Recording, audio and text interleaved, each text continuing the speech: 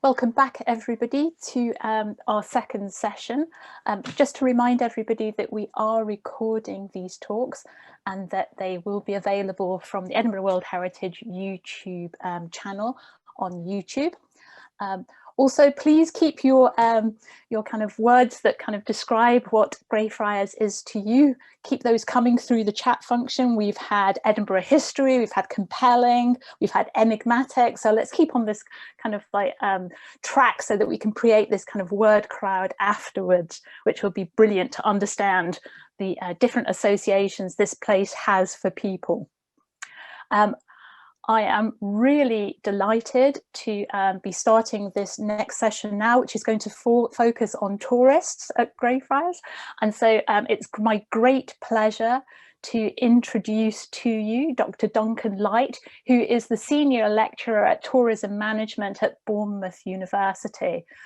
Duncan is going to be talking to us about setting the scene, cemeteries as contemporary visitor attractions.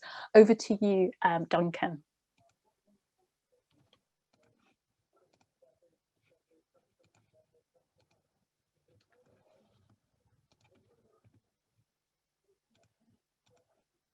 Right, hopefully you're all seeing my screen. If not, somebody tell me in chat. Yes, we can see you, Duncan. Smashing. Good morning from Dorset, and thank you, Susan, for the invitation to speak here today. In my paper, I'm going to set the scene for this second session by looking at some of the main issues associated with cemeteries and tourism. So I'm going to look at four things, really. Are cemeteries visitor attractions? The whole issue of dark tourism. Look at why tourists visit cemeteries, and end with looking at some of the management challenges associated with cemeteries.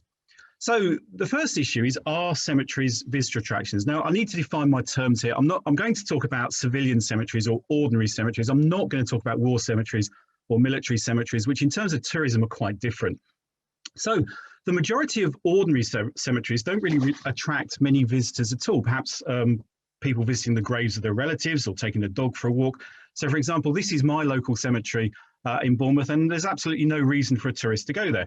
But on the other hand, you don't need me to tell you that there are some ordinary cemeteries that attract lots of visitors. So, for example, Père Lachaise in Paris attracts something like 3.5 million visitors every year.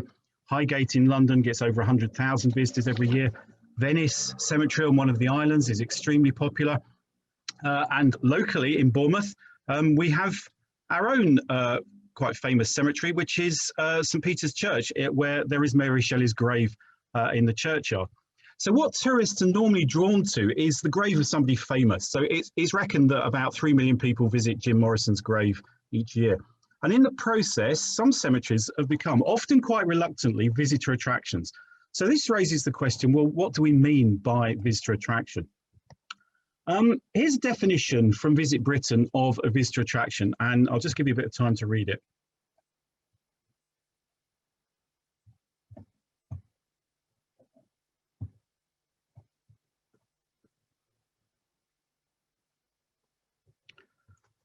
So, are cemeteries visitor attractions? Well, is it feasible to charge for admission? Yes, most cemeteries don't, but it is feasible. Is it a permanently established destination, a primary purpose of which is education, entertainment, interest, or education? Well, yes. Is it open to the public without prior booking? Yes. Is it something that's capable of attracting day visitors or tourists as well as local residents? Well, yes. And is it a single business under a single management? Well, most cemeteries are. So cemeteries can be considered as visitor attractions, and yet in many ways it feels problematic to talk about cemeteries as attractions. And the reasons for this is that cemeteries have a contemporary function that is entirely unrelated to tourism, the burial of the dead. And this is analogous to churches, where the primary function is worship. And on top of that, one of the primary reasons for visiting cemeteries is entirely unrelated to leisure and tourism. It's visiting the graves of relatives. Again, this is analogous to churches, where the primary function is worship.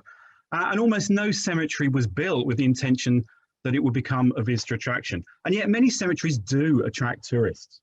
Now, I think the situation of cemeteries is quite similar to churches and cathedrals. Cemeteries weren't built for tourism, they were built for a completely different purpose, and yet tourists form a significant proportion of their contemporary visitors. And this isn't anything new. Cemetery tourism has a long history. I'm not convinced there's any evidence that cemeteries are more attractive to tourists now than they were in the past. It's simply that there are far more tourists around now, and so more of them are ending up in cemeteries.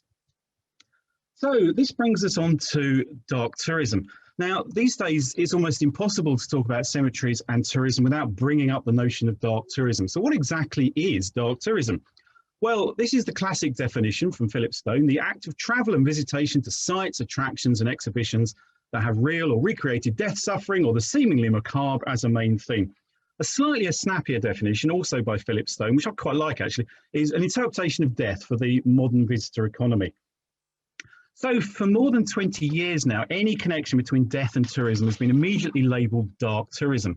But at quite an early stage, critics pointed out that including sites as different as Auschwitz and the London Dungeon under the same label of dark tourism rendered the concept rather meaningless. So the solution was to propose shades of dark tourism, ranging from the darkest to the lightest. So Auschwitz would be the darkest form of dark tourism, and the London Dungeon would be the lightest. And so we have a sort of continuum here.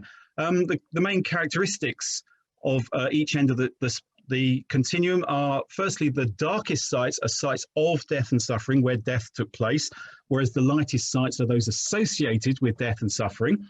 At the darkest sites, the focus is more on education. At the lightest sites, the focus is more on entertainment. At the darkest sites, the location is authentic, whereas at the lightest sites, the location is inauthentic. For example, the London Dungeon could be located anywhere in London. At the darkest sites, there is limited commercialization because it would be seen as disrespectful. At the lightest, more entertainment-based sites, there is extensive commercialization. And so, according to this model, cemeteries fit somewhere around here towards the darker end of the spectrum. So at first sight, this all seems to make sense, but there are big problems with dark tourism. When the concept was first proposed 25 years ago, it was assumed that there were tourists that had a fairly clearly defined interest in death. And it was the existence of such tourists that differentiated dark tourism from heritage tourism. However, 25 years of research has almost completely failed to identify the dark tourist. So there have been plenty of studies of motivations for why people go to dark sites, and they've established that the most common motivations are things like education, understanding, connection, remembrance, national pride, and so on. And these are motivations which are almost identical to those of heritage tourists, and there's nothing that is particularly dark about them.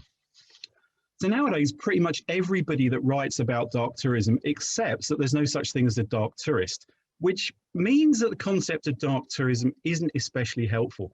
Now, certainly we have places of death that are visited by tourists, and this is a significant contemporary phenomenon, but their motives and experiences don't seem to be at all dark, so why call it dark tourism? In fact, I think it's easier just to call this form of tourism heritage tourism, although some people call it dark heritage. Anyway, I don't think dark tourism is particularly helpful, so let's move on. The next theme I want to look at is the whole issue of why tourists visit cemeteries. Now, there hasn't been a great deal of academic research on this. In the context of ordinary cemeteries, civilian cemeteries, there's been far more research on military cemeteries. I'm going to review a few studies and what they found. I suppose I should point out that these are all undertaken in Europe, and so the findings may not be relevant to other parts of the world. So the first study was that of Rachel Rain in 2013. She undertook interviews with visitors to 3 cemeteries and tried to identify particular types of visitor groups. And these groups were, in order of prevalence, hobbyists and sightseers. So hobbyists, photographers, people with an interest in social or architectural history, and sightseers were just people with a general interest. They were visiting because it was something to see. Information seekers, who are heritage tourists, basically visiting for educational purposes. Passive recreationists, the people are just idly walking through. They probably use the cemetery like any other form of urban green space. Pilgrims, who are usually visiting the grave of somebody famous, and they maybe have a sense of connection to that individual. And then the morbidly curious and thrill seekers, for which there was minimal evidence. There was only one person in each group. So Rain found that people visit cemeteries for a wide range of reasons, but some sort of purposeful interest in the cemetery is dominant, and their motives aren't particularly dark. Now, another study was that by Tony Seaton, who undertook interviews with visitors at Nunhead and Brookwood cemeteries in London or near London. And he found that few visitors had any personal links, family links with the dead that were buried there, and that they fitted the profile of heritage tourists. They were predominantly ABC1s, well-educated, relatively affluent, middle-aged, and so on. And their reasons for visiting, well, it was things like an interest in graves and war memorials, historic interest, because Brookwood Cemetery is Grade 1 listed, casual recreation, things like walking a dog, and an interest in famous people's graves. So once again, he found there was little evidence of anything that was dark about their reasons for going to cemeteries. Another study was that by Lorraine Brown, a former colleague of mine, who undertook interviews with 53 visitors to Montparnasse Cemetery in Paris. And she found that the main motives for visiting were to visit the graves of Sartre and de Beauvoir, and she reckoned this was a form of a secular pilgrimage. There were people that visited on a planned tour or itinerary. They were probably on a coach tour and the coach stopped off there. And there were people that visited simply because it was another site, something else to see in Paris. So again, she identified pilgrimage as important, visiting the grave of somebody famous, but found little that was dark about any of these motivations. Another study undertaken in Spain was Milan and colleagues, and she undertook questionnaires with 532 people who were on a European cemeteries route. And she did frame her study in the context of dark tourism, so she was looking for dark tourists. And she found that visitors were predominantly young and well-educated, and their reasons for visiting were to learn and also to see the graves of famous people. So again, we've got this educational thing, and there's nothing particularly dark about their motives. And then a more recent study was Viorel Mionel in 2020, who undertook questionnaires with 221 visitors to the Meri Cemetery, which is a quite famous cemetery in northern Romania. And he was focusing specifically in motivations, and in order of importance, motivations he identified were an interest in history and culture, so heritage, curiosity, visiting as part of an organized trip or a tour, again, like being on a coach trip, visiting because it was a place not to be missed, they'd read about it in a guidebook or something, links to a place that was important for Romanian identity, and education and learning, the heritage motive again. And once again, he questioned whether there was anything dark about their motives. So to sum all that, on the basis of limited research about why people visit cemeteries, there are some clear findings, at least in European settings. Most tourists that visit cemeteries don't have personal links to the dead that are buried there. They're not connected by family or anything to people that are buried in the cemetery. Many visitors are heritage tourists. They visit from heritage motivations and interest in learning. And for them, a cemetery is just another interesting historic site, like a church. There are some cemeteries that attract secular pilgrims, so people visiting the grave of somebody famous. And in this, cemeteries can be associated with fandom. So visiting is an act of fandom and sometimes a form of secular pilgrimage for the fan. And there is little to suggest that there's anything dark about the motives of people that go to cemeteries. So lastly, I want to consider some of the management challenges associated with cemeteries, and these could well be issues that many of you are familiar with. There are a number of these. Probably one of the most important is the impact of visitors on the physical environment. So visitors, too many visitors, can cause trampling, soil erosion around graves, particularly the graves of famous people. So for example, this is the soil around the grave of Mary Shelley in Bournemouth, and you can see that all the soil's been worn away. Now, this sort of erosion is not an insurmountable problem. It's normally very localized, and there are well-established management techniques such as surface hardening, which can be used to address the problem. And surface hardening just involves putting down anything from bark chippings or gravel or tarmac to prevent damage to the soil or grass.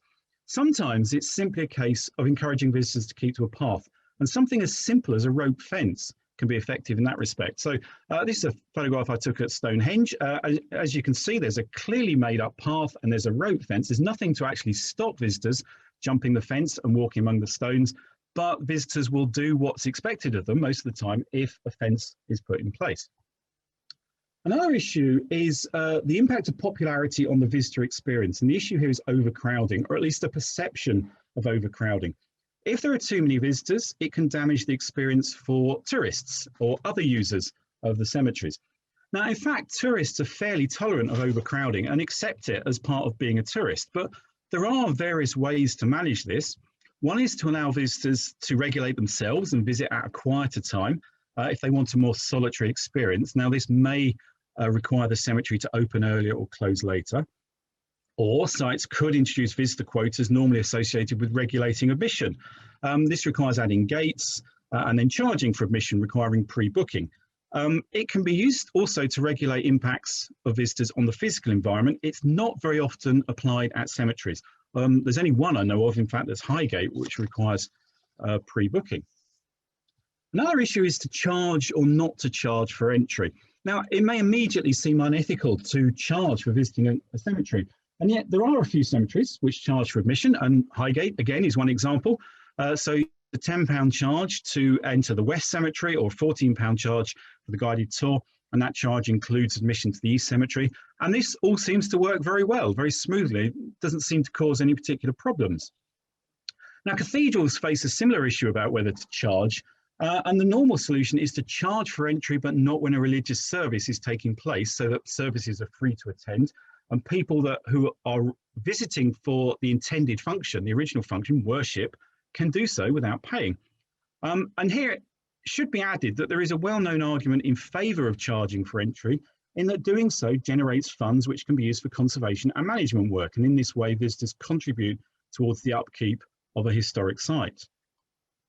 Another issue is that of commodification and authenticity, and there's quite a well-known, well-worn argument within tourism studies that says that as things become increasingly popular with tourists, there's an inevitable process of commodification, turning something into a commodity that can be bought or sold.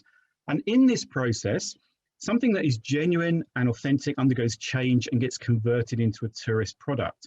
And as it does so, some aspect of its authenticity is lost.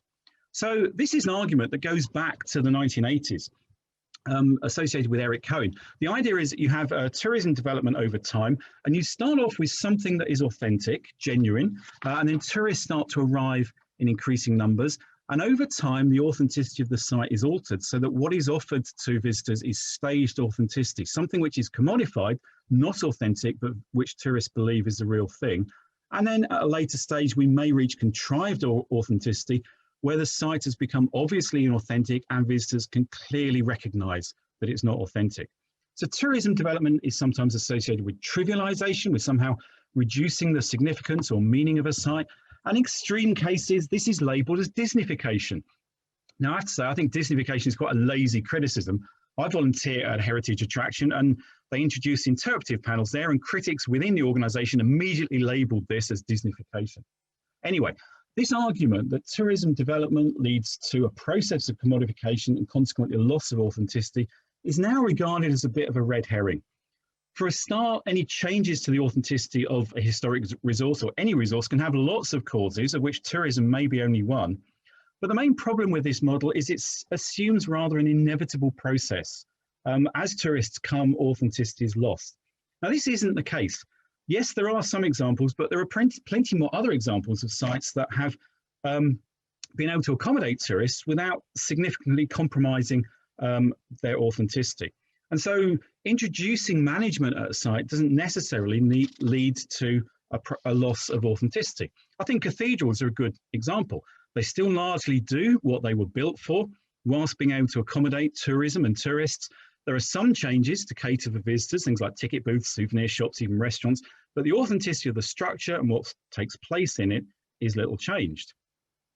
Now, on top of this, it's also important to recognise that heritage managers and tourists actually conceive authenticity in quite different ways. For managers, authenticity is always about physical authenticity. In other words, maintaining the site in as authentic a way as possible to minimise change. But tourists tend to conceive of authenticity differently. Most are not especially bothered about whether the resource is strictly authentic or not. What's more important is that they have an authentic experience when they visit it. Now, we live in the experience economy. Tourism is all about the collection of meaningful and authentic experiences, but tourists don't require a historic place to be strictly authentic to have such experiences. So tourists themselves are far more tolerant of something not being strictly authentic. And then one last issue might be disrespectful behaviour among visitors. And this is certainly something that makes the headlines, visitors behaving badly. There are examples at cemeteries, particularly where somebody famous is buried. So, for example, this is Jim Morrison's grave, and fans come and scrawl graffiti, and they've been known to chip off pieces to take away. And more recently, there's the phenomenon of young people taking photos, selfies to post on social media, driven by the popularity of Instagram. And some critics say that these photos are disrespectful or inappropriate. Now, the first thing to say is actually disrespectful behaviour among visitors is relatively rare. It's only a minority of visitors who behave this way. Yes, there are cases that make the headlines, but most visitors behave appropriately. For example, I've had a quick trawl through photographs of Greyfriars Kirkyard on Instagram, and I've only found a handful which could be considered inappropriate, you know, maybe people posing on graves or playing Harry Potter games. I'm not going to talk any more about Instagram because I know Jacqueline, our next speaker, is going to talk about that. But I think the point to note is that inappropriate, disrespectful behaviour is relatively uncommon. Now, there have been attempts at cemeteries and other attractions that deal with sensitive topics to request correct behaviour from visitors. So, for example, this is a silence and respect sign at Arlington National Cemetery in America. And most visitors will comply. But if visitors are not willing to comply, actually, there's not very much that managers can do about it, short of employing security guards to constantly monitor visitors' behaviour. Now, there's a lot more that could be said. For example, the whole issue of how we interpret cemeteries, but I've run out of time. So to sum up, cemeteries, I think, can be considered as visitor attractions in the same way as many other historic resources. The reasons why people visit them are largely the same as other heritage sites. And in most cases, there's little that's dark about these reasons. And cemeteries experience the same sort of management challenges as many other types of heritage resource. And there are well-established forms of heritage management that can be used to address these problems caused by visitors. That's it. Thank you very much for listening.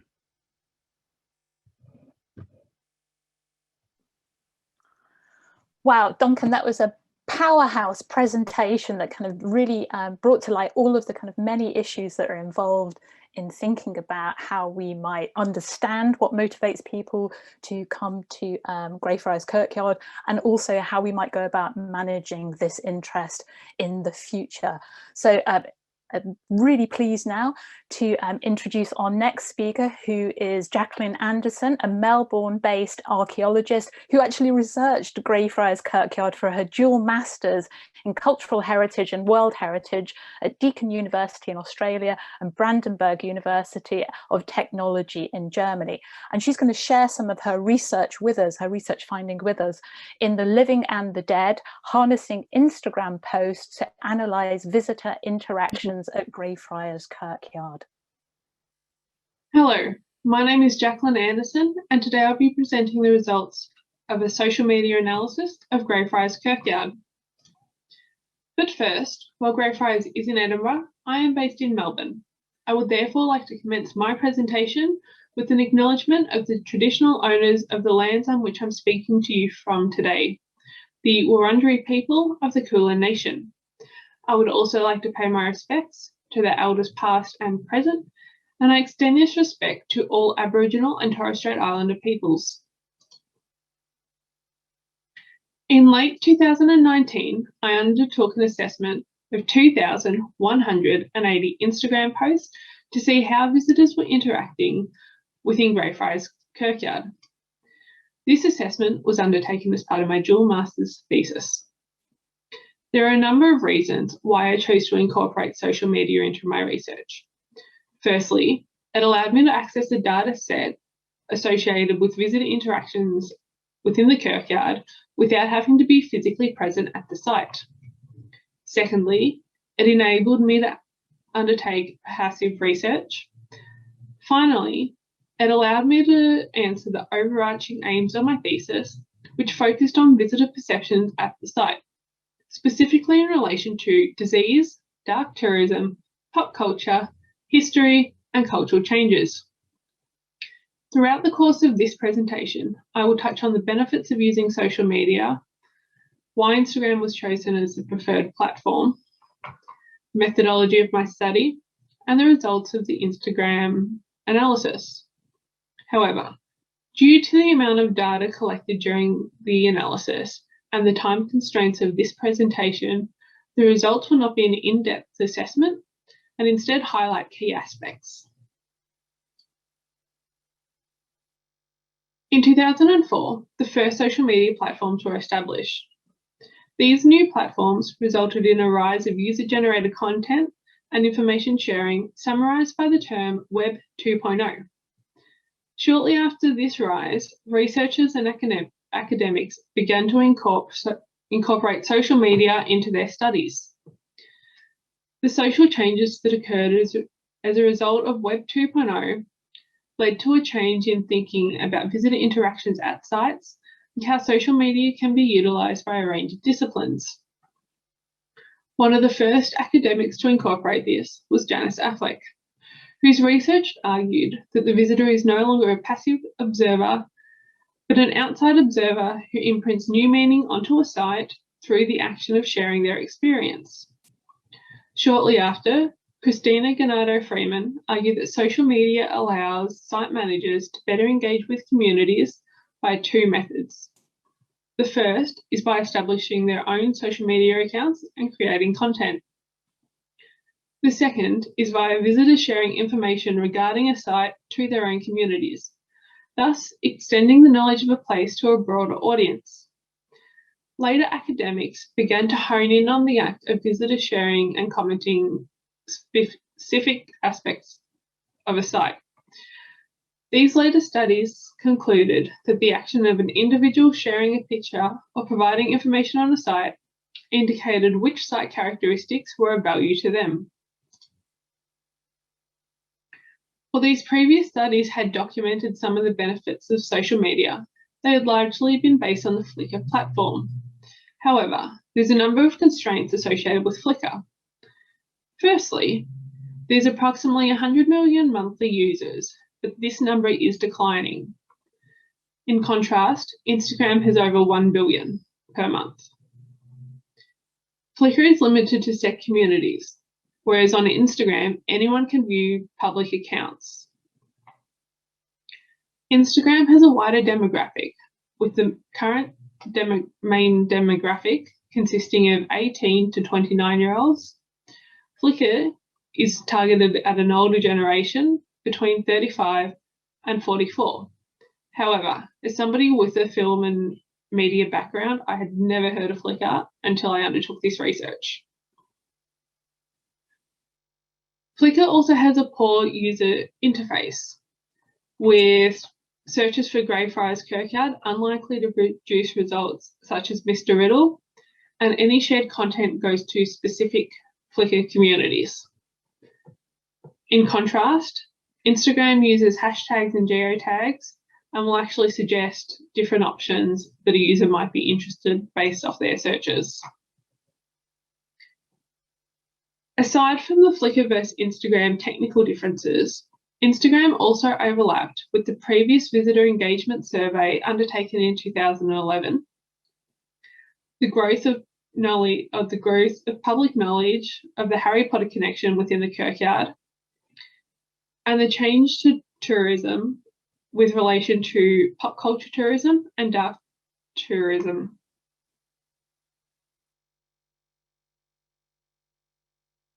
The parameters of the study were straightforward and aimed to maintain the privacy of Instagram account holders while being unbiased when gathering the data. A representative sample size with a 99% confidence level and a 2.5% error margin was developed.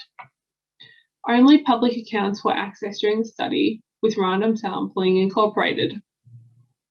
Therefore, if the study was to be replicated at Greyfriars, it is unlikely that all the same data sets would be used, but the result should be similar unless a cultural change occurs within the site.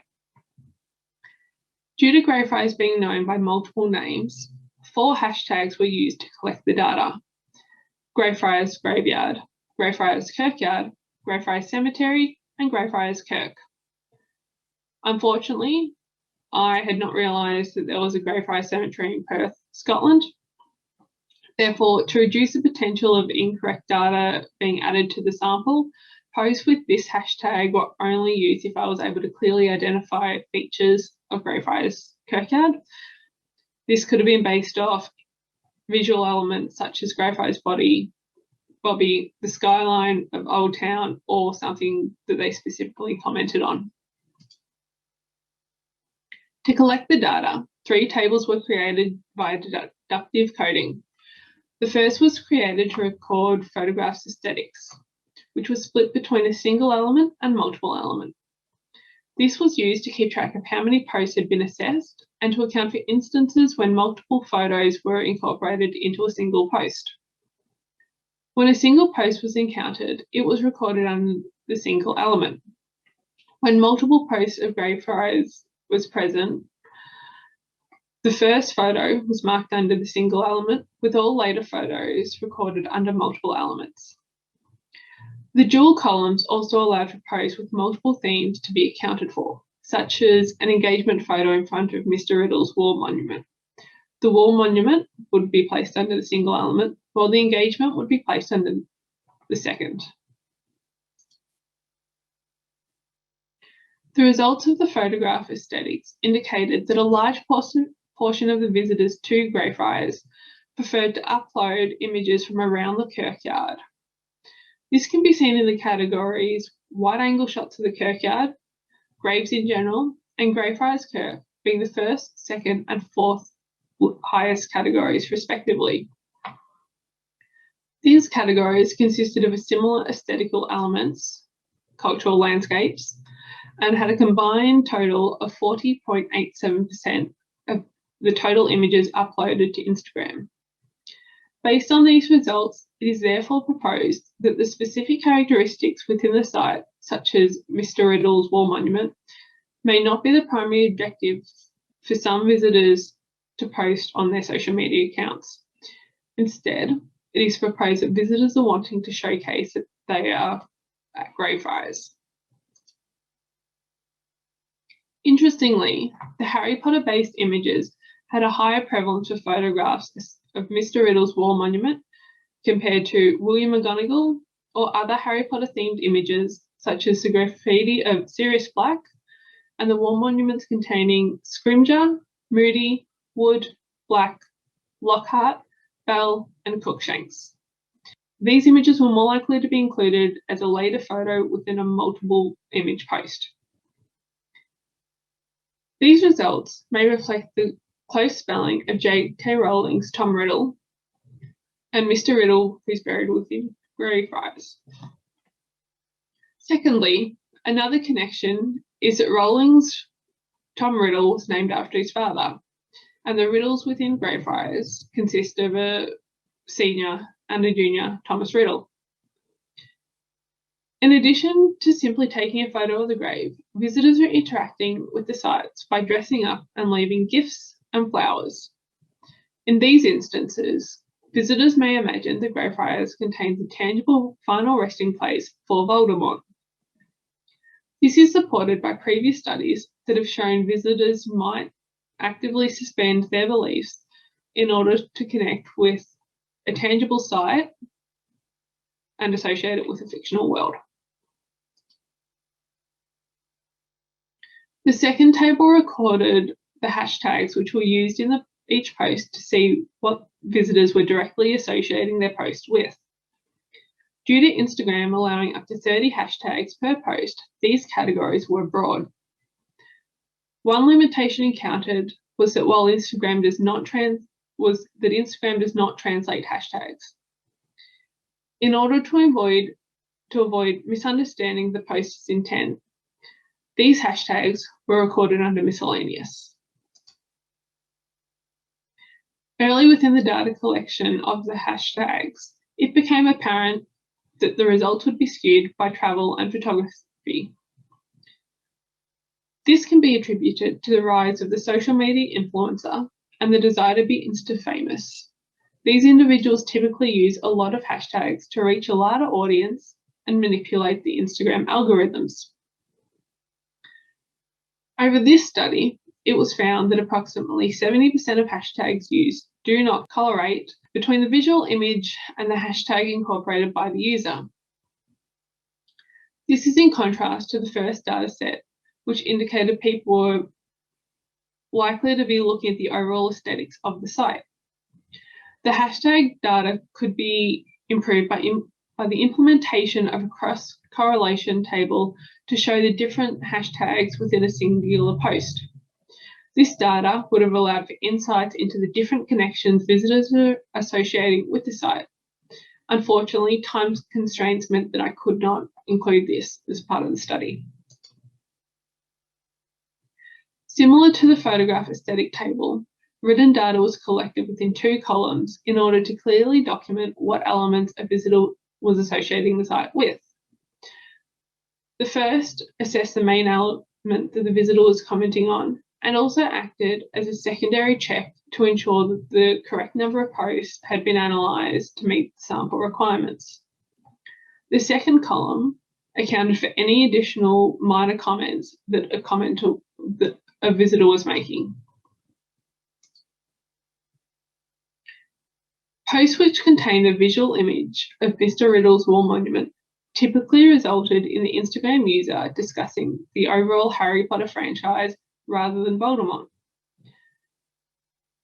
These results suggest that the visitor was likely associating Greyfriars with all Harry Potter elements rather than the specific characteristics of the series.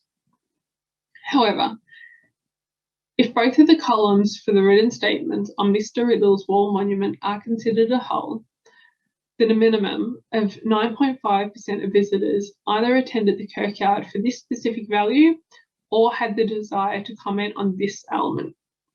Additionally, it was identified that a large portion of the statements indicated that the main reason for the visitors' trip to the Kirkyard was to find this wall monument. Images from William McGonagall's monument also typically included discussions in relation to Harry Potter, rather than his own literary works. This further supports that the pop culture connection had a higher impact on visitors compared to other site values. However, the Harry Potter connection to William McGonagall is often misconstrued, with written statements indicating the visitors believed that J.K. Rowling took the name during a visit to the Kirkyard. In actual fact, Rowling had already known about McGonagall through his works, and the plaque was actually added 2 years after her first book was published. This indicates that the visitors are either once again suspending their beliefs when they visit Greyfriars, or are repeating misinformation about the site. The plague, history, signs, and murder/murderers typically had the lowest representation within the data across all 3 tables. This results may indicate that there was a potential lack of information on the different characteristics of Greyfriars, or misinformation being spread about the site through tour operators who include Greyfriars as a stop within their program. This is a key area for improvement, as studies have shown that visitors are often seeking authentic tales when they visit destinations, and 65% of Edinburgh's tourists are going to the city for historic values. Furthermore, other sites around Edinburgh have shown that there is a demand for tourists for these themes. There is a clear gap within the existing interpretation at Greyfriars. By addressing this gap, authentic tales of the site can be told and align with visitor values. In comparison to these existing gaps, mort safes were identified and readily discussed by visitors. One explanation could be due to the heritage interpretation signage that is next to mort safes within the Kirkyard.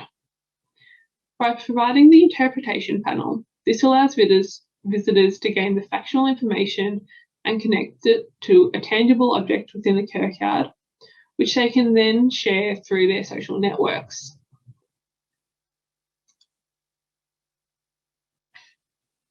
With regards to Greyfriars Bobby, 2 main visitor types were identified. The first consisted of visitors who had grown up or previously heard the tales of Bobby. These were often people who'd grown up with the DVD or book versions and were often of a slightly older generation. The second group of visitors were those who had not heard the tale but found the statue of Bobby outside the Kirkyard and read about his plaque. In both instances, visitors typically relayed Bobby's tale or their own experiences with his tale within an Instagram post. Visitors may also have commented on rubbing Bobby's nose for good luck. The results from the Greyfriars Bobby theme indicates that visitors were often wanting to share their own experiences and Bobby's story within their wider networks. Within the grounds, there are a number of mausoleums and monuments. However, visitors rarely indicated that they were aware of the historical figure associated with these places. In these instances, visitors were often simply posting to show the monument they had found aesthetically pleasing. One of the main examples where this occurs is with images of the Black Mausoleum. The mausoleum was included within 133 posts, yet George Mackenzie and the mausoleum were only discussed in approximately half of these posts.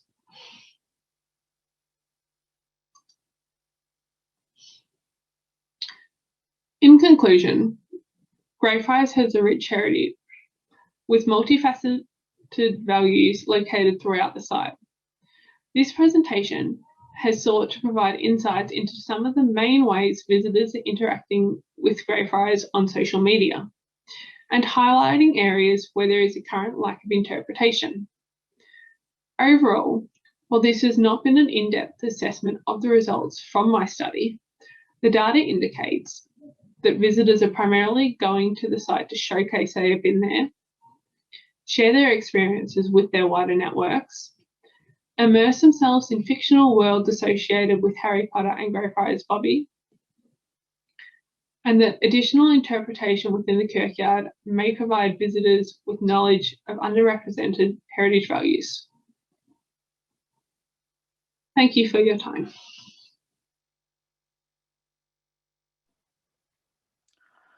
Wow, thank you so much, Jack, for your presentation. I have to say, when I found your research, I was delighted to see it. There's been such a dearth of recording that has taken place that has tried to really understand the visitor numbers and what motivates them to go and visit. And so I think Edinburgh World Heritage did an exit poll of Greyfriars in 2011. And more recently, the council have put in some footfall counters at the site, which have remarkably found that at the start of the year, that the level of footfall that was going through Greyfriars Kirkyard indicated that this was the third most popular free heritage attraction in all of Scotland, which is quite an astonishing figure.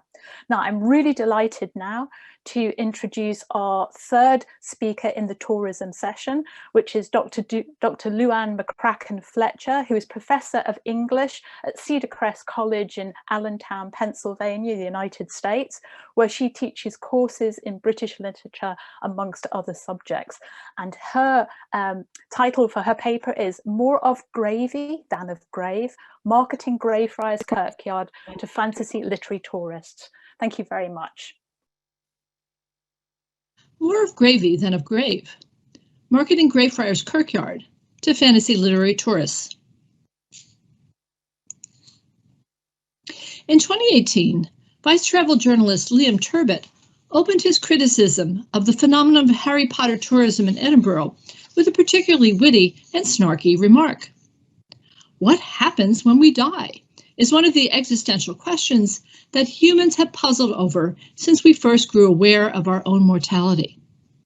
Few of us have ever thought that our name might be seized from our gravestone by a best-selling author, assigned to a fictional evil wizard, and our final place of rest transformed into a vacuous bucket list novelty for fans of a popular fantasy franchise. Turbot referred, of course, to the grave of the real Thomas Riddle, the son of a baronet and a seafarer who died in 1806, which continues to draw thousands of Harry Potter tourists to Greyfriars Kirkyard each year for selfie opportunities and character-named treasure hunts, though I'll be curious to see whether cancel culture will affect these numbers in the future. I suspect that many of the professional participants attending this conference share Turbot's distaste for fantasy literary tourists and their often destructive impact on physical historical sites, whether unintentionally or carelessly done. With the appropriate approach to engaging them, however, a historical or cultural site can take advantage of their primary interest and enhance their understanding of the site's rich and often complex past. In my discussion, I'll talk about the phenomenon of literary tourism broadly and fantasy literary tourism specifically, in order to suggest a framework for engagement that, if pursued, might allow for more meaningful visitor encounters with Greyfriars Kirkyard. By the end of my talk, I'll explain my choice of quotation in my presentation's title, borrowed from Dickens' A Christmas Carol, and hope to convince you that it wasn't entirely a shameless marketing ploy to draw you into my talk. To begin, let me share some quick thoughts about literary tourism. Literary tourism as a form of tourism encapsulates diverse influences, text and image, a past remembered, forgotten, or created by an author or a reader, the desire of the visitor and the desire of a site's custodian, all of which can create mutually informing discourses. Despite this potential for complex engagement, marketers for the tourism industry typically craft more simple, emotional descriptions of place to appeal to visitors, and drawing upon literature and film provides marketers with a powerful common language to connect visitors to locations. This technique has been practiced for centuries. The magical associations of England and Scotland, popularized by Harry Potter tourism, represent just the latest version of employing works of literature to create the British Isles in the mind's eye for tourists. The marketing of literary tourism often has had the effect of short-circuiting any dialogue between history and imagination by collapsing distinctions between present time and time past in its effort to connect visitors to place. Such is the case with much heritage tourism, which, as Daniel Weston observes, co-opts historical narratives into promotional materials. Literary tourism invites additional considerations. How does a literary tourist connect to location, and what location is created in the mind's eye? For those who study literary tourism, these questions are important. But these questions become even more complicated when we account for fantasy literary tourism and its assumptions. While all literary worlds are grounded in imagination, fantasy creates worlds that are purely imaginary. On a sliding scale of realism, fantasy clearly sits on the side of non-realistic. In Simulacra and Simulation, Jean Baudrillard argues that in postmodernity, we have substituted the signs of the real for the real, and points to the example of Disneyland to argue that it is not a false representation of reality, but a construction of a real that does not exist. The simulacrum of a theme park, like Universal Studios' The Wizarding World of Harry Potter, gains its sense of authenticity by how well it replicates the original. In this case, an imagined world recreated in film, itself a recreation of an imagined world described in Rowling's books.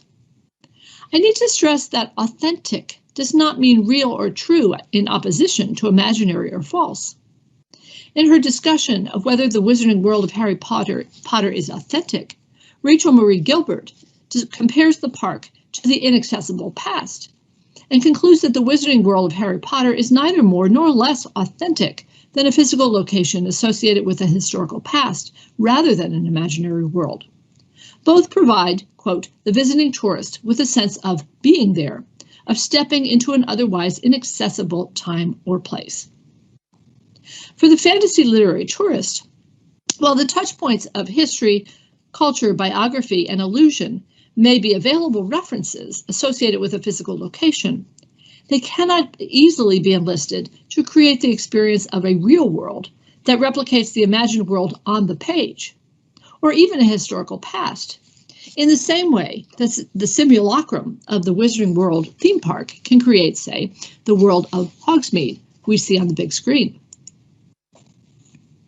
When the seduction of visual representation predominates, the fantasy literary tourist, who is ideally an ironic believer, to use a term coined by the literary critic Michael Saller in his discussion of fantasy and virtual reality, that ironic believer may become what Saller calls a naive believer, one who collapses the boundaries between the imaginative world and reality. Writers and readers who possess an ironic imagination know that the created worlds of fantasy are fictional, but they respond to these worlds as if they were real. Saller observes that readers engage with such worlds not through the willing suspension of disbelief, but rather through the willing activation of pretense. The best works of fantasy, and I'd argue the best versions of fantasy literary tourism, create what Saller describes as a double consciousness, a balance between ironic awareness and imaginative immersion. Saller cautions that it takes an ongoing attention to sustain the desired double consciousness. Without that work, quote, seductive fantasy can too easily become self-evident reality, unquote. A collapse of awareness that can be exploited by misguided marketing for fantasy literary tourism and for literary tourism in general. Some Harry Potter tourists come to the British Isles seeking the real Diagon Alley, for example. It is the latter sort of tourist and tourism that promotes that sort of naive belief that Turbot, quoted at the beginning of my presentation, derides.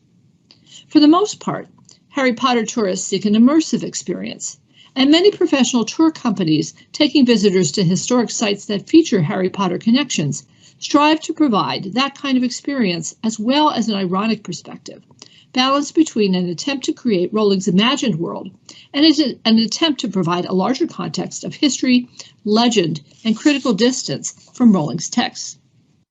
A significant part of the pleasure of the well-designed Harry Potter tour that well-designed Harry Potter tours provide can be attributed to the education offered about Britain's history and culture beyond and in addition to Harry Potter tie-ins, creating what might be termed a value-added experience. The British Isles engaged with become the site where the Harry Potter series was written and filmed, and also the location of centuries of history and culture beyond Harry Potter connections. But some tour companies and locations seeking to entice the Harry Potter tourist downplay or ignore the gap between the Harry Potter world and the associated geographical location with its layers of history. Let's look at one Edinburgh example, the Potter Trail, likely the tour commented on by Turbot in the Vice article. I mentioned at the start of my talk. In addition to the Potter Trail website's invitation to see where Lord Voldemort is buried, the tour operator also offers participants the chance to take a trip down the real-life Diagon Alley. While the Potter Trail promises to show tourists locations that are said to be connected directly to Rowling herself, the organization does not stop at suggesting that these locations are possible sources of inspiration. Rather, the company implies that they are the actual sources, and more than that, magical locations. The collapse of perspective, signaled by the Potter Trail's language, suggests that the influence of marketing can easily override the promptings of an ironic tourist perspective that would sustain a dialogic narrative able to maintain the separate worlds of history and fiction, real world, and imaginary location. While Potter Trail tour guides do weave some historical information into their presentations, I've taken one of their tours as a participant observer, and I can attest to that. The overarching premise of the tour is to see Edinburgh and Greyfriars through J.K. Rowling's eyes and to celebrate her inventiveness, not to provide the visitor with a more nuanced understanding of Edinburgh's history. Now let's consider an alternate example of a marketing appeal that offers the kind of value-added experience that has the potential to cultivate a tourist's awareness of history in a more sophisticated way, as well as to satisfy that visitor's desire to connect to fantasy. Anna Castle in Northumberland demonstrates how the influence of Harry Potter's mass market appeal, the advantage of visual tie-ins from the film versions of the novel, and the inspiration of a savvy marketing department can work together to manufacture a compelling narrative intended to draw visitors to the site. In 2018, when I was completing my edited collection on literary tourism, the homepage of Anna Castle's website led with the following: "A realm of adventure. Welcome to one of Britain's most iconic castles, Anna Castle, for a day out to fire the imagination." The homepage has since been redesigned to provide COVID-19 updates, with the landing page looking as indicated on this slide when I visited it in late May 2021. Still, there's a link on the current homepage to a broomstick training session with the castle's resident wizarding professors on the very spot where Harry had his first flying lesson in the film production of Harry Potter and the Philosopher's Stone. When you follow the link, the page provides details about the training itself. A section titled "What to Expect During Your Lesson" supplies an answer to the burning question that most visitors will likely have: whether they too will be able to take a photo of themselves flying, as depicted on the website. Of course, once you have completed the session, you will be able to take photos of your takeoff to amaze your friends and family. How to do it is a closely guarded wizarding secret, but for all those who pass the training, our professors will reveal all. Once you have your pictures, make sure to share them with us on Facebook, Twitter, or Instagram. The appeal of this activity to a Harry Potter tourist seeking an immersive moment is clear, and the reference to social media demonstrates that the marketing team understands that the image of Alnwick Castle will achieve an extended reach and brand awareness through this activity. There's been a castle on the site in Northumberland for over 1,000 years, and Alnwick Castle itself has been owned by the Percy family for over 700 years. Over many centuries, the family has made significant contributions to English history. Yes, the castle website includes well-designed and informative pages devoted to its long and significant history. But this history defers to the marketing of the castle's connection to Harry Potter and to another imaginative and interactive encounter, an activity for younger visitors called Dragon Quest. What will the tourist who visits Alnwick remember about the Percy family history and the historical connections of the castle and its contributions to English culture and values at large? It will likely depend upon the age and interest of the visitor. While a thoughtful visitor will keep Alnwick Castle in mind as a particularly rich embodiment of English history, in addition to its association with the British film industry and Harry Potter, the experience of a ride on a broomstick, complete with photographic documentation, might win out for some. For historical purists, marketing a Harry Potter connection might seem to be quite a come down for a historic castle. And yet, what would the alternative be? As the history of Alnwick Castle's main page notes, for many years the Northumberland estates were run along the same lines as most traditional estates, with agriculture at its core. As times have changed, so the business has adapted to meet new challenges. Whilst continuing to play an important role, farming is no longer the primary income stream. Here is a revealing comment. The owner of Alnwick and managers of the Northumberland estates understand well that Alnwick Castle is not only a historical site, but a business investment. Maintaining a property of this size takes an enormous amount of money. There must be a consideration of how to draw visitors and dollars and pounds to the castle, and savvy marketing of a rich value-added experience makes Alnwick Castle a popular destination.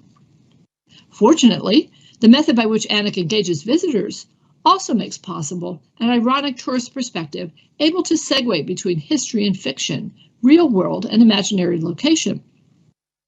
A visit to Alnwick offers education, not just entertainment. While it may lead with fantasy, it follows up with an engagement with history. And here's where we turn back to Greyfriars Kirkyard. Greyfriars is no stranger to savvy marketing, as the story of Greyfriars Bobby suggests. How can and should those who manage the visitor experience of Greyfriars Kirkyard consider its imaginative connections in the context of a property with rich historical associations and a partnership with the present-day congregation carrying out meaningful spiritual work in the community? It's a tricky question. Welcoming more tourists to the cemetery also means dealing with the physical impact of their visits to the graves and their surroundings, as the City of Edinburgh Council tweeted in July 2020. The managers of the site must also confront the question of marketing and the accompanying issue of developing an appropriate business model to manage tourists as an income source, which runs counter to the notion of Greyfriars as a site intentionally set aside centuries ago to serve as a space of memory, memorializing and quiet contemplation. Restructuring visitor access to Greyfriars by intentionally welcoming fantasy tourists and engaging with dark tourism requires a discussion of how to control encounters with the site, as well as reconceptualize what Greyfriars Kirkyard signifies within a modern world, the imagined space seen with the mind's eye. As noted on the Edinburgh World Heritage Graveyards webpage by Dr. Susan Buckham, Graveyards Development Officer and organizer of this seminar, The aim is for all 5 graveyards, meaning the 5 historic graveyards within the World Heritage Site area, to become a well-loved community resource and a key attraction for visitors. Dr. Buckham's idea of a well-loved community resource is echoed by Richard Fraser, minister of Greyfriars Kirk, in the Story of Greyfriars video featured on the Greyfriars website. Fraser suggests that the mission of the contemporary church is to journey with people in the community and give the church a more authentic presence in society. Both the church and the churchyard envision their presence as one integrated with the community. Much as Anna Castle has reinvented itself for modern visitors, including fantasy tourists, while retaining significant narratives of its past, Greyfriars Kirkyard also has the opportunity more intentionally to weave into its outreach and appeal to those who would first come to the site to connect to their favorite imaginative narrative, but who might also then take away from that visit a greater understanding of Scottish history and the role the graveyard plays as a palimpsest of that history, inscribed in architecture, tombs, grave markers, and the stories they tell of the people memorialized by them. What might an intentionally curated visit for the fantasy tourist look like? Keeping in mind that an immersive experience is desirable, taking visitors to the Thomas Riddle Memorial is obviously a requirement, as well as providing opportunities for photographs. Recognizing that site damage is currently occurring because of the volume of visitors, the managers should consider redesigning the physical access to popular areas such as the Riddle Marker, not only with an eye to preservation, but also to accommodate visitors with disabilities. While at the Riddle Memorial, tour guides, an informative placard, or, even better, an augmented reality app for smartphones might acknowledge the connection to the Harry Potter books, but also share the life story of the real Captain Thomas Riddle and his connections both to Enlightenment figures and the slave trade, as researched by Dr. Susan Buckham. For many visitors, being provided with a more complex view of history that brings its complications into our present moment and concerns will be a welcome way to revitalize the relevance of an encounter with the past of Greyfriars beyond the fantastical or the sensational. Similar encounters with other features of Greyfriars, including grave safes and architectural details that bear witness to Scottish history, both gruesome and glorious, can be woven into engaging immersive activities, from architectural feature or tombstone treasure hunts for younger visitors, to reenactment or role-play activities that allow visitors to imagine historical moments, to writing or research prompts inspired by the stories of those buried in the graveyard or about Greyfriars itself as a witness to history for school tours. Finally, given the historic and contemporary recognition of Greyfriars as a green space and the need to honor that designation, some areas of the Kirkyard should be intentionally set aside as spaces intended for reflection only, and visitor traffic diverted to protect those areas. I want to end by explaining why I chose my title for this talk, More of Gravy Than of Grave. In Charles Dickens' A Christmas Carol, Scrooge makes this comment to dismiss the apparition of Jacob Marley as only a figment of his imagination, the result of indigestion. The managers of Greyfriars might similarly approach fantasy tourism as an unpleasant and unwished-for problem, a group of visitors who, to those who value the historic associations of Greyfriars, see connections to the site that seem gravy rather than grave. But to apply Dickens' phrase in another way, the managers might embrace gravy and grave. A successful visit to Greyfriars can be created when the fantasy literary tourist is offered the equivalent of a multi-course dinner, an intentionally curated sampling of historical and imaginative connections that allow for a dialogic experience of past and present, imaginary world, and actual location. In this way, the managers of Greyfriars Kirkyard and its visitors may be able to use another food cliché to have its cake and eat it too. And I thank you and share my works cited with you.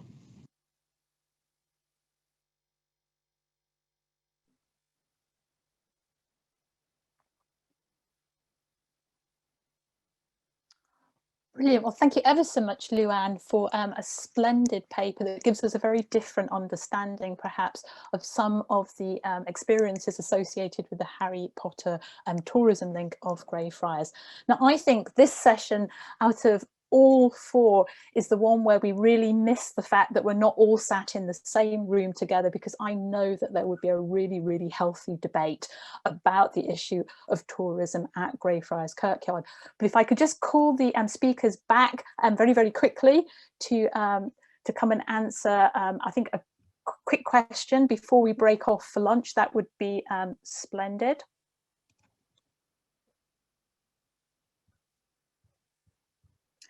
So I think what I'm going to do is I'm going to slightly cheat, and I'm going to give everybody the same question. I'd really like to hear some of the feedback. And so many of the kind of questions that have been posed is about managing the different interests that exist across the site and the people who might visit, reflecting on some of the facts that some of these interests, like the ghost tours, like the need for the bereaved or people to go who want to just escape from the hustle and bustle of everyday life, may find that their particular interest is quite hard to kind of reconcile among the different users. So if that wasn't too garbled a question, could I invite you, Duncan, to respond about how do we manage, what can be quite sensitive, conflicting needs and interests at Greyfriars Kirkyard?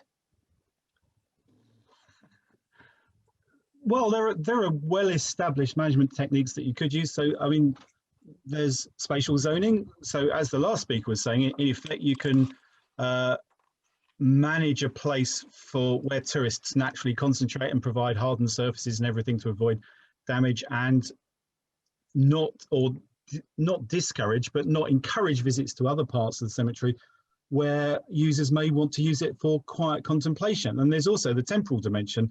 I don't know what the opening hours of Greyfriars are, but it is possible perhaps to open earlier or close later, so that those that are there for less obviously touristic reasons can visit without being disturbed by lots of other tourists. Splendid. I just wonder, and Jack, with your kind of heritage background too, whether you could offer a kind of response to that question about managing these kind of mixed areas of interest within a kind of heritage setting, and how we could do that in a way that's sensitive to the conservation needs. So introducing new materials into the graveyard to kind of manage physical access, how can we do that? And then introducing interpretation in a way that's not intrusive in terms of the kind of historic landscape character. Yeah, so there's a whole bunch of different ways you can do it. So as Duncan mentioned in his presentation, having the ground paved and the fences up, that generally manages people quite well. Otherwise you can get some other surface matting for the ground to protect that. And then sorry, what was the rest of it? not to worry, not to worry. It's probably too long a question. So if I could just invite Luann to maybe kind of offer some thoughts on about how we can make sure that the hook that we're using of the kind of Harry Potter interest, how we can most effectively increase people's appetite for the kind of breadth of information that we can give them about Greyfriars. What kind of techniques might we use to do that? Well, I kind of gave a quick overview, and I remember your original question to me when you asked me to talk about this was, where do you place Greyfriars compared to other kinds of sites? And I thought about that. I didn't get a chance to talk about that specifically, but one of the things that I find interesting is that Greyfriars is, in some ways, it's a little bit like London, the Shakespeare tour, in the sense that some of the sites need to be imagined, the connections need to be imagined. And that I think is really interesting, and something that you can perhaps lean into in your promotionals. I mean, people are coming to see grave markers, but the monuments and the markers are not. Harry Potter's only imaginary. And so you can kind of lean into that a little bit, I think. And I mentioned augmented reality and kind of giving people the ability to get some of that that wish to connect imaginatively through perhaps something that they have on their smartphone, but then as part of that, it unfolds into something historical, which I know has been used to great effect by other areas. Stratford does a really nice tour in that way as well. So I know that takes time and money and people to put that together. And that's the other thing. How do you perhaps limit access? What I mean by limiting is not let tour companies take advantage of you.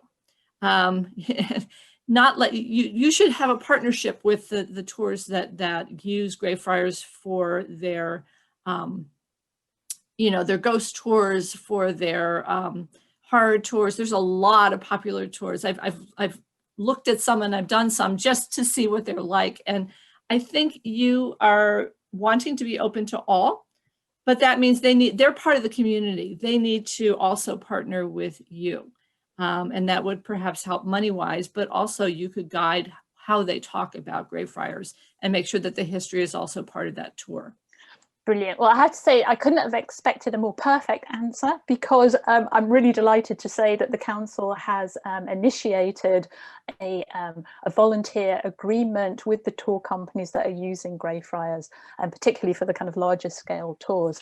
And I should just say that I had a massive degree of self-interest in scheduling this session, because the project that I'm working on, the Making Lasting Impressions project, is going to be initiating some volunteer based visitor surveys of Greyfriars, so that we can start to build up a better picture of what it is that is attracting people to visit, what they're doing on site, who they are, how long they're spending. And so this session was really a clarion call to invite people to get back in touch with Edinburgh World Heritage and join in this huge volunteer recording programme. But I don't want to keep people from their lunch, and I'm noticing it's 12:45 now. We're due to return back at 1:45, so that's just an hour for lunch. But could we all just show our appreciation of the fantastic speakers that we have had this morning? And I'm raising my hand, but I meant to clap my hands. So if we could all just kind of give everybody a round of applause for a fantastic session. And I will see everybody back here at 1:45, having fed and watered themselves. Thank you so very much.